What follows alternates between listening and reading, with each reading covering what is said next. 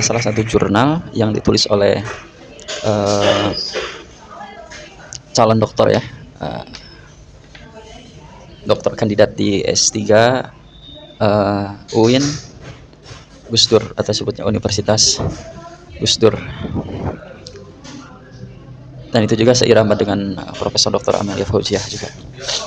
Eh, Jurnalnya tentang, dia mengambil teori problem solving ability, teori pemecahan masalah, pemecahan masalah, klasifikasi, pengelompokan, pembagian, tasnif dan taksim. Menariknya di sini dianalisis dalam pendekatan problem sosial pendidikan di Indonesia ya. Ya, saya sangat tertarik dengan tulisannya jurnal ini. Dan itu seirama dengan yang dipaparkan juga oleh Profesor Dr. Ahmad Asmuni, guru besar filsafat, bahwasanya setiap apapun problem solvingnya, solusinya adalah kita tuh sebelum melakukan suatu solusi harus menentukan pengelompokan dan pembagian masalahnya dulu. Dikaitkan dengan masalah pendidikan, ada satu siklus masalah yang dipaparkan oleh salah seorang mahasiswa magister ya, namanya Bapak Aditya ya. Problem solvingnya adalah masih banyaknya di sekolah-sekolah dasar atau MTS atau SMP tingkatnya yang masih tidak bisa baca tulis ya. Ini problem, dan ternyata yang paling banyak gak bisa baca tulis itu bukan di daerah pedesaan, tapi di daerah perkotaan. Jadi yang parahnya lagi gak bisa baca tulis. Jadi nggak bisa baca tulis. Masa udah SD, SMP, tapi belum bisa baca tulis? Berarti problem sosialnya ada di antara gurunya dan muridnya, atau kedua-duanya. Ternyata ada solusi lanjutannya, nanti saya simpulkan. Jadi kita ngambil analisis masalahnya. Pengelompokan pembagian ini pernah dipakai di suatu lembaga atau komunitas-komunitas majelis hijrah di Bandung ya, yaitu Pemuda Hijrah. Bagaimana para pendakwah kontemporer di Bandung yang sudah banyak followersnya seperti Ustadz Hanan Ataki, Muzamil Hasbalah, Ustadz Handi Boni, Ustadz Ahmad Kusyairi melakukan pembagian dan pengelompokan orang-orang yang mau berhijrah itu. Ada yang yang bertato tapi dia pernah mondok, akhirnya dia dikelompokkan orang-orang yang sudah paham agama tapi sudah lama tidak ngaji tapi bertato. Ada yang benar-benar pertama kali ikut pengajian, ayah ibunya yang berpisah bercerai, akhirnya dia tidak kepikiran untuk belajar agama, tapi dia seorang muslim. Ada yang setengah-setengah ya, dia STMJ, sholat terus maksiat jalan. 3 pengelompokan ini, setiap grupnya ratusan orang itu yang tatoan, mantan preman, mantan geng motor, mantan ya orang-orang itulah tanda kutip ya di Bandung, dibagikan kelompok. Ustadz ini yang ahli dalam motivasi ya, mengelola pemuda-pemuda atau kelompok-kelompok yang seperti ini, yang butuh motivasi di dalam masalah akidah tauhidnya. Kelompok ini, Ustadz ini, karena dia ahli dalam fikih, dia mengelola orang-orang yang sudah dulu pernah sempat mondok tapi tidak kuat imannya, malah banyak bertato. Akhirnya jadi bagiannya Ustadz ini. Dan kelompok dan lain-lain. Ini intinya saya mau jelaskan secara singkat. Itu mereka melakukan teori pembagian taksim dan tasnif, pengelompokan dan pembagian. Maka masalahnya bisa diteliti kalau sudah dibagi dan dikelompokkan, klasifikasi. Maka problem solving ability ini perlu dimiliki oleh setiap guru. Kita kaitkan lagi dengan masalah itu, masalah di pendidikan. Bagaimana ada seorang anak SMP yang tidak bisa baca tulis? Problem solvingnya gampang karena saya udah melaksanakannya, bukan hanya sekedar teori. Teori-teori ini saya praktekkan secara aplikasinya di masyarakat. Bagaimana caranya? Saya fokuskan guru-guru yang ahli di dalam masalah qiraati, yaitu bagaimana konsep-konsep bisa baca cepat, baca tulis cepat. Si ustadz ini saya kelompokkan kepada siswa-siswi yang emang lagi berkebutuhan untuk bisa baca cepat. Karena ini di SD-nya si guru-guru yang tidak bertanggung jawabnya itu tidak bisa bertanggung jawab untuk membisahkan atau membuat anak SD itu menjadi bisa baca tulis Quran atau baca tulis bahkan huruf Latin, nggak bisa ya. Dan saya punya bukti di salah satu, saya juga ngajar di SMP itu, di MTS itu anak SMP nggak bisa baca Latin dan nggak bisa nulis, kok bisa lulus? Itu problem di kita ya. Nah, di situ Jadi orang-orang yang khusus ini yang nggak bisa baca tulis ini jangan ikut secara umum. Normalnya anak-anak yang lain sudah bisa lancar baca tulis.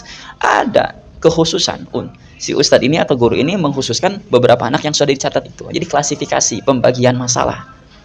Jangan disamaratakan yang nggak bisa baca tulis sama yang sudah bisa.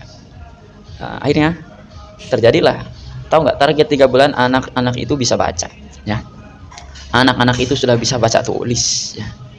Nah, itulah yang dilakukan oleh negara-negara maju pendidikannya, Finlandia, Kanada, Amerika Serikat.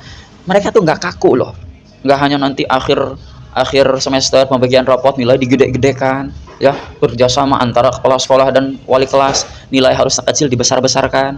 Ya, ini tidak ada motivasi nanti anak-anak. Orang yang bodoh saja dibesarkan nilainya, tidak ada evaluasi. Ya, ini KKN yang sudah terbuka. Jadi KKN yang sudah dilaksanakan oleh lembaga-lembaga sekolah yang harus dibasmi ini segera, ya. Maka coba Anda bayangkan kalau hal ini, ya, bisa kita praktekkan, itu pengelompokan. Dan terakhir yang saya bilang, solusi yang paling lebih efektif lagi adalah parenting dari orang tua. Hubungan antara sekolah dan orang tua itu penting. Itu yang dilakukan oleh Finlandia. Mereka mengatasi suatu problem seorang siswa, dia undang seluruh orang tua, bukan satu orang yang bermasalah, tapi seluruh orang tua untuk beraudiensi. Ada seorang yang bernama contoh Robert ini, dia bermasalah di kenakalan remaja dan lain-lain, bla bla bla bla. Sekolah punya hak untuk mengeluarkan Robert, tapi saya minta voting dari seluruh orang tua. Apakah seluruh komite orang tua menyetujui pengeluaran siswa yang benar Robert? Karena sekolah sudah punya kualifikasi atas standarisasi seorang yang harus dikeluarkan dan tidak. Tapi saya tidak bisa melakukannya sendiri, harus orang tua ikut serta. Orang tua voting, Pak, tapi votingnya blind voting. Jadi si orang tua itu setuju tidak setujunya nggak dilihat sama orang tua lain, jadi blind voting. Akhirnya orang tua tidak menyetujui salah seorang anak yang di antara itu tidak dikeluarkan, maksudnya tidak menyetujui dikeluarkannya seorang Robert. Akhirnya sekolah senyum dong. Oke, kalau Anda orang tua siswa semua tidak setuju si Robert dikeluarkan, Anda juga harus bertanggung jawab atas perubahannya si Robert. Kasihlah MOU bersama.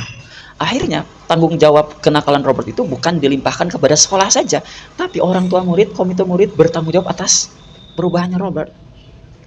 Luar biasanya di situ, setiap apapun, bukan hanya di masalah dana, kunjungan industri lah, bahasa apapun berdiskusi itu sekolah, komite sekolah dilibatkan. Kayak ditanyakan, Pak, komite sekolah sudah ada kok di Indonesia, pertanyaannya sudah efektif belum? Saya tahu udah ada komite sekolah, tapi kapan sih komite sekolah dilibatkan? Masalah kalau ada renang baru komite dilibatkan, yang berhubungan dengan uang komite dilibatkan. Masalah-masalah yang penting, model mengeluarkan anak dari sekolah, enggak, komite kenapa nggak dilibatkan? Atau perubahan secara psikis anak yang dalam tanda kutip berkebutuhan khusus untuk yang nakal jadi jalur yang benar, itu nggak dilibatkan. Nah, terakhir contoh harusnya di Indonesia.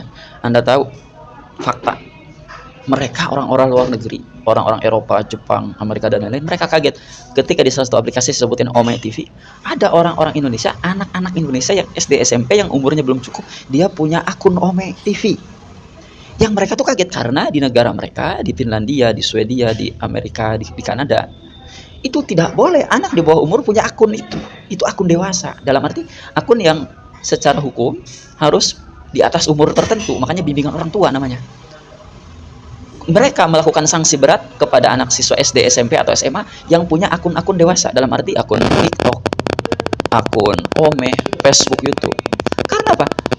Tontonan anak itu mempengaruhi daya pikir, daya berkembangnya anak. Itu dilakukan oleh negara yang non-muslim, bayangkan. Mereka marahnya bukan marah-marah nggak jelas mukul anak, tapi apa? Mereka marahnya memblokir semua situs-situs dewasa di anak-anak SD, SMP, SMA. Kalau ada yang melakukan hal itu, maka itu pelanggaran dan wajib dihukum orang tuanya. Bayangkan, di Indonesia Anda lihat sendiri, baru beli HP, anak mempunyai akun email yang dibuatkan orang tuanya, akunnya umum. Jadi apa yang dilihat orang dewasa, dilihat juga sama anak-anak kita SD, SMP, SMA. Bagaimana itu keberjalanannya. Sedangkan yang terlihat di dalam tontonan-tontonan Facebook, YouTube, snack video, dan lain-lain di TikTok, itu ada tontonan kekerasan, video dewasa. Dalam arti tanda kutip bukan secara vulgar ya, tapi ada. Terus ada tontonan politik. Terus ada hoax di situ. Bayangkan bagaimana masa depan anak-anak kita kalau ini dibiarkan. Nah, jadi kesimpulannya, perlulah seorang guru untuk mempunyai skill problem solving ability. Mereka bisa menguasai medan lapangan di dalam problem solving ability-nya. Pemecahan sosial, pemecahan masalah di setiap apapun, meskipun sifatnya berbeda-beda, tapi intinya sama tuh pemecahan masalahnya. Ya, oke, kesimpulan, ada satu hal yang mungkin juga menggelitik saya.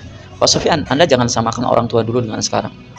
Saya berani menyamin, kata dia, orang tua dulu tuh lebih sukses mendidik anak. Buktinya orang-orang tua dulu berhasil mendidik anak dengan sopan, anak-anak itu gak ada yang bahasa-bahasanya kasar dan lain-lain. Anda jangan salah paham.